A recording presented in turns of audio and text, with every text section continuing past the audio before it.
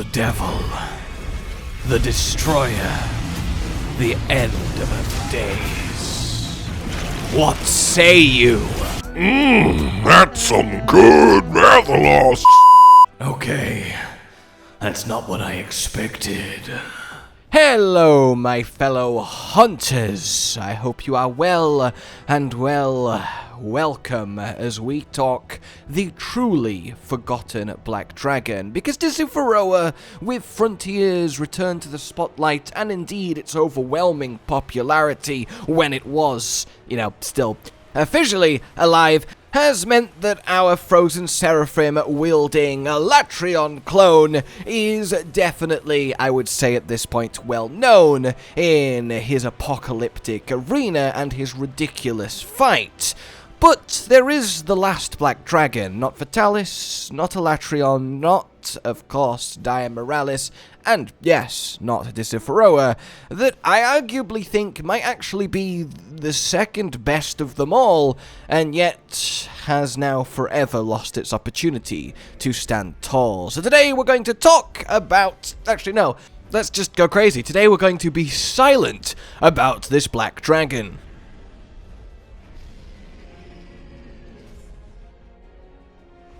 I hope you enjoyed that, found it very useful and interesting, and yeah, let's hope he comes to Monster Hunter 6, or sometime in the future, gets... Okay. Mr. Merphistophelin, then. He, as I alluded to at the start, known as the Devil, the Destroyer, the End of Days. His official title is the Barren Disaster Dragon, because like all of the Elder Dragons, and indeed all of the Black Dragons, the first-class dangerous monsters, those that stand above all and are only threatened by themselves, are very much walking disasters. But Merphistophelin takes it to, well, a whole other level, as he is capable of commanding all 5 elements. Indeed, he was able to do so long before Alatreon caught up with his incarnation in Iceborne. And I will tell you now that if Iceborne Alatreon had not happened, this guy would be definitively better than Alatreon. However, now I think the argument can be made they are very much of equal coolness and hotness and thunderness and waterness and dragonness. Anyway then, it of course has one striking visage, does it not? A skeletal elder dragon that appears to be flightless without the membranes twixt its wing sticks, or to be more accurate, his more than likely extra scapula that fan out to form his wings. However, flight he does possess, and quite capable at that, managing to outmaneuver and take down, granted with the help of his overwhelming, raw elemental and bioenergy fueled power, a Rathalos, the king of the skies. It is not often that his pride will allow him to retreat, but in this case, there is no conquering the gulf of ferocity between these two creatures. And Merphistophelin, as you can see, can generate every element as replacement pseudo wing flappies, otherwise known as the Brachiopatagium, though I think wing flappy is definitely the better scientific term there, and that is obviously badass. Now, of course, blazing flames or crackling thunder would not provide any air resistance and wouldn't really help in flying at all. It would just be a visual spectacle, an almost threatening peacock-like display, though peacock perhaps not the best example, as their displays for mating and not threatening, but you get what I'm saying. This is not the case with Merphistophelin, because, Black Dragon rules. In any case, he is, of course, this skeletal look.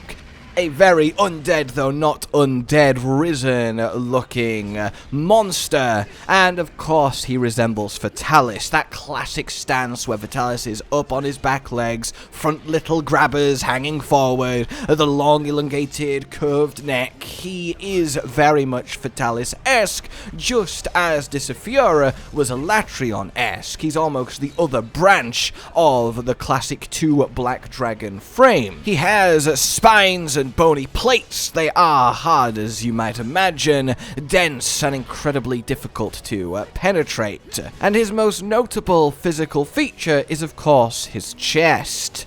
It looks almost like a portal, surrounded by these claw-like formations. They, for the most part, maintain themselves to be closed.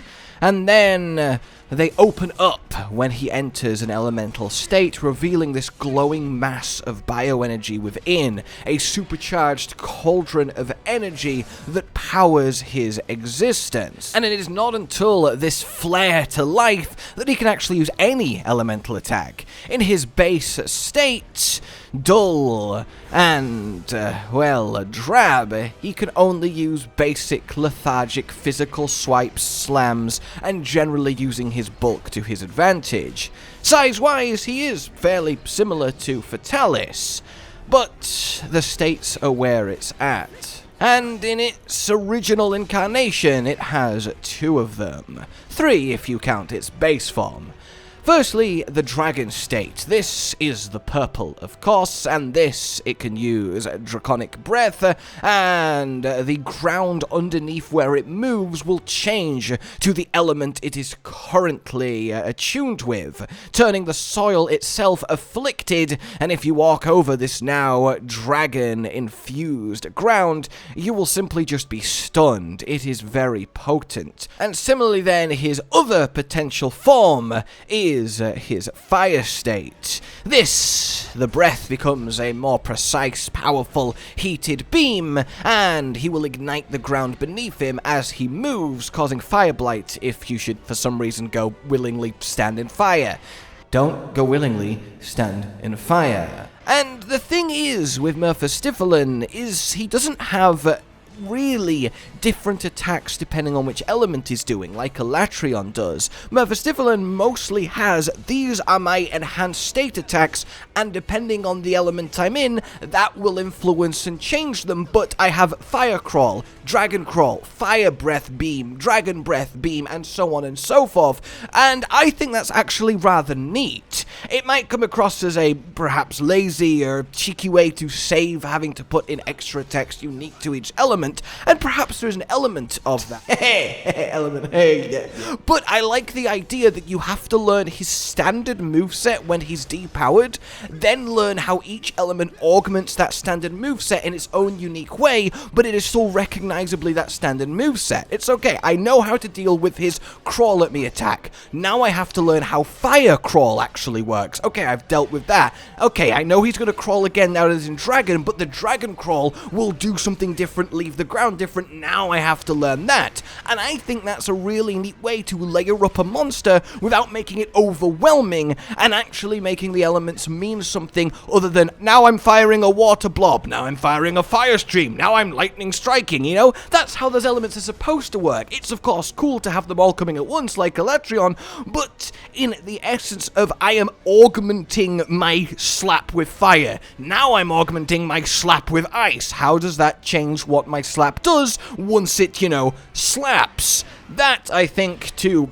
get cool with the kids, slaps. Is that right? I don't know. I'm just trying to tell you about monsters in a video game, alright? And, you can decide how you feel about that, but Merphistophelin is very much capable of existing damn near anywhere, thanks to how attuned he is to elemental energy, though mostly found in volcanic belts and the like. And it certainly seems like the core, or, more accurately, the crystalline-like organ sat in his chest reacts to the environment or to the elements he's actually exposed to. It's no accident that he went to his fire state after battling a Rathalos, but this is also what makes him so adaptable. If he goes to an icy place, his chest will be filled with that icy element, and, well, he will react accordingly. Which, honestly, would imply that if there was ever a 6th element or perhaps a substance that acted like one and it was in great enough volumes around him, he might just develop or unlock a new mode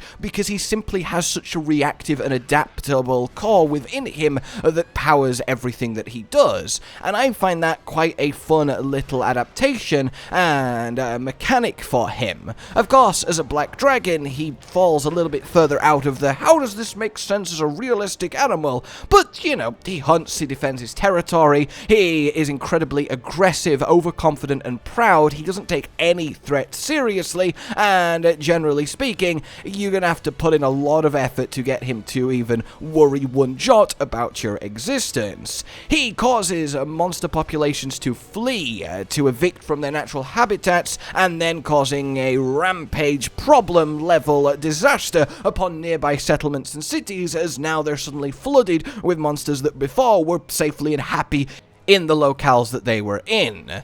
So let's introduce, well, elemental Merphistophelin. This is a variant of him, and this is where they went full, actually, you know, he's got fire mode, dragon mode. What if he also had thunder mode and water mode and ice mode? That seems like a cool idea. And yeah, I mean, it really was a cool idea.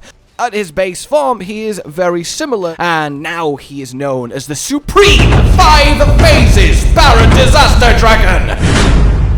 Which, you know, was one hell of a mouthful, but it's also fairly neat. So he gains water states, and now he has a water aura that physically slows you down if you're near him because you're physically trying to push through water and have that extra resistance. That's really cool, and it gives you the Silked ailment, which hampers movement even more. And then it gets a water beam, and then its crawl along the ground will now actually soak water into the ground, which then gives you, again, Silked if you step on it. And literally, specifically, Silked physically slows the movement speed of your hunter, which obviously makes everything harder. Ice mode, then, an ice aura that will freeze you if you spend too much time close to him, and then we get a beam of frost that will make you a snowman, and then freezing tornadoes from its wings, along with frozen ground from the crawl. Then we get the Thunder state for an electrical breath, of course paralysis, and then it will charge the ground where it runs, causing paralysis again if you walk into it. Fire and Dragon remain the same. So this is very cool, because of course we have Alatreon that has its mode where it uses primarily Fire and Thunder, and it has its mode where it primarily uses water and ice, and then a dragon mode to follow, and it kind of has those two sides to his coin. Whereas Merphistophelin goes all in on the element, but can change between all 5 through the fight goes, which is a very distinct, different feel and different beat to how he be. And again, that idea of I need to learn 5 or 6 moves, and then I need to learn 5 variations for each of the 5 or 6 moves. A low amount of moves, but a lot of complexity that makes a very satisfying fight. And basically, I want him back. I really do. If not him, literally this concept of mode monster across the elements. We don't really see it a lot, but an insanely adaptable creature that can correspond to and fight with any given element to live in any given environment and fight back with the counter. And I want to propose the idea of imagine an invader black dragon that no matter where he goes is filled with the bioenergy found there and is subsequently instantly the apex predator and commander of the very environment he's found himself in on a energy level. That is really, really sweet, and you could have a fight with him on any given map, and on each map he's a completely different fight because he is of that map's elements. He won't even need to swap during the fight, though that would be cool too, but I think there's something really awesome about that. And also, I know it's ridiculous, maybe even stretching even the Black Dragon Pass, but imagine a monster that uses all 5 elements at once, literally. Not like they can use all 5, but one at a time, but literally all 5 fired at you at once in one ridiculous apocalyptic energy release attack that you have to deal with. Yes, it might be a little silly, but at the same time, I think there is potential to explore there. His armor, obviously, as you might imagine, for a Black Dragon level monster, actually I think looked pretty damn cool, though sadly it didn't have any crazy unique skills to speak of. And then the weaponry itself, I mean, I actually really love the Merphistophelin Greatsword. It's a very striking weapon, almost a scythe sword in a very literal sense, and I love the color scheme of it as well. So, that's kind of a rundown of how he be, how he functions, and his power level. Up there as the joint strongest monster in all of Monster Hunter Extended Universe, and the top dog of Monster Hunter Online. How much do you like the look of him? How much would you want him back in Monster Hunter 6 or in future games? How much would you want a monster that can use elements in a literal mode-by-mode sense, depending on what he's actually afflicted by, in, or around? That is the question I would love to see answered and discussed, and for me personally, I just think there's a lot of potential to the mechanics that were here, and there really is nothing like this in the rest of Monster Hunter. Obviously, again, Alatreon the closest comparison, but I think it's cool just how different Merphistophelin is, despite also being a multi-elemental, as his main, hook. In any case, like if you enjoyed this, subscribe and hit the bell for more, consider supporting the future of the channel on Patreon down below, and until we meet again, goodbye. Josh, Cotton, and Hollow with the videos, dropping the humor like a hammer on your tippy toes, bringing entertainment on a daily arrangement to take our insanity and turn it into entertainment. Yes, I said entertainment twice, to reiterate that it is nice to look into your faces on a mostly daily basis when you let us in your homes to make the whole world a stage. Goodbye.